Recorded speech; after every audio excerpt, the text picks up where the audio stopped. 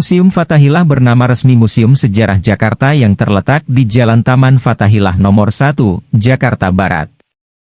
Museum Fathahillah dulunya merupakan gedung Balai Kota Batavia. Bangunan ini didirikan pada 1707 sampai 1712 atas perintah Gubernur Jenderal Johan van Hoorn. Pada 1620 didirikan pertama kali sebuah balai kota di Batavia di tepi timur Kali Besar. Bangunan ini bertahan selama 6 tahun sebelum akhirnya dibongkar demi melawan serangan dari pasukan Sultan Agung pada 1626. Untuk menggantikannya, pada 1627, dibangunlah kembali balai kota ini atas perintah Gubernur Jenderal Jan Pieter Zoonchun. Tahun 1628, kondisi balai kota sudah memburuk. Akibat ketidakseimbangan tanah di Batavia serta beratnya bangunan membuat gedung ini perlahan-lahan turun dari permukaan tanah. Lalu, diputuskan pada 1797, atas perintah Gubernur Jenderal Johan van Hoorn, gedung ini dibongkar dan dibangun ulang. Peresmian Balai Kota ketiga pun dilaksanakan pada 10 Juli 1710. Selama 2 abad, bangunan ini dijadikan kantor administrasi kota Batavia. Selain itu, bangunan ini digunakan sebagai College van Schepenen, Dewan Kota Praja, serta Raad van Justitie, Dewan Pengadilan. Di akhir abad ke-19, kota Batavia mulai meluas hingga ke wilayah selatan. Oleh sebab itu, kedudukan kota Batavia pun ditingkatkan menjadi Gemeente Batavia atau Kota Madya. Akibatnya, aktivitas di Balai Kota Batavia dipindahkan pada 1913 ke Tanah Abang dan dipindahkan lagi ke Koningsplein Zuid pada 1919.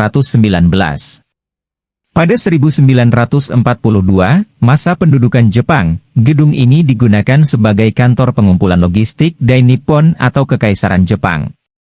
Kemudian, setelah Indonesia merdeka, bangunan ini digunakan sebagai kantor pemerintah Provinsi Jawa Barat. Sampai tahun 1961, sempat digunakan sebagai kantor Komando Militer Kota I dan kemudian digunakan sebagai kantor pemerintah Provinsi DKI Jakarta. Tahun 1970, bekas bangunan Balai Kota Batavia ini ditetapkan sebagai bangunan cagar budaya. Pada 30 Maret 1974, Gubernur DKI Jakarta, Ali Sadikin, merenovasi ulang gedung tersebut dan diresmikan sebagai Museum Sejarah Jakarta. Di dalam Museum Sejarah Jakarta dapat ditemui objek-objek seperti perjalanan sejarah Jakarta, replika peninggalan masa Tarumanega dan Pajajaran, hasil penggalian arkeologi di Jakarta, mebel antik mulai dari abad 17 sampai 19, keramik, gerabah, dan batu prasasti. Objek-objek ini dibagi menjadi beberapa ruang, seperti Ruang Prasejarah Jakarta, Ruang Tarumanegara, Ruang Jayakarta, Ruang Fathahillah, Ruang Sultan Agung, dan Ruang Batavia. Misteri penjara bawah tanah. Penjara di Museum Fathahillah ini menyimpan banyak sekali misteri mistis yang terkandung di dalamnya.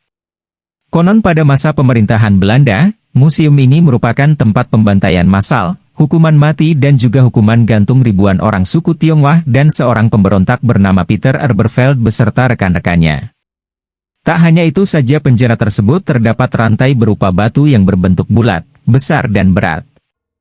Konon baru ini merupakan borgol untuk para tahan baik pria ataupun wanita dengan tujuan membatasi pergerakan para tahanan. Ketika air laut pasang maka air akan memasuki penjara bawah tanah tersebut dan menenggelamkan para tahanan. Kabarnya pejuang Indonesia yaitu Pangeran Diponegoro dan Katnyak Din juga tertangkap dan ditahan pada penjara bawah tanah Museum Fathahillah dalam jangka waktu lama. Masih banyak lagi kisah kelam yang keji pada penjara Museum Fathahillah sejak era pemerintahan Belanda. Aura mistis lonceng kematian.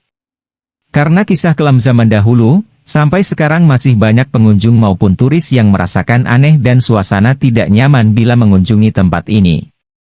Salah satunya masih mencium bau amis darah, mendengar suara tangisan, sosok bayangan hitam, sosok noni-noni Belanda. Selain itu di Museum Sejarah Jakarta ini juga memiliki lonceng yang dinamakan lonceng kematian. Bunyi lonceng pertama menandakan tahanan dilarikan ke ruangan pengadilan, lonceng kedua berartikan tahanan berada di ruangan pengadilan, lonceng ketiga menyimpulkan tahanan dieksekusi mati dan disaksikan pejabat pengadilan. Jika beruntung mengunjungi tempat ini malam hari, Anda akan mendengar lonceng kematian ini berbunyi sampai 3 kali tanpa diketahui siapa yang membunyikannya.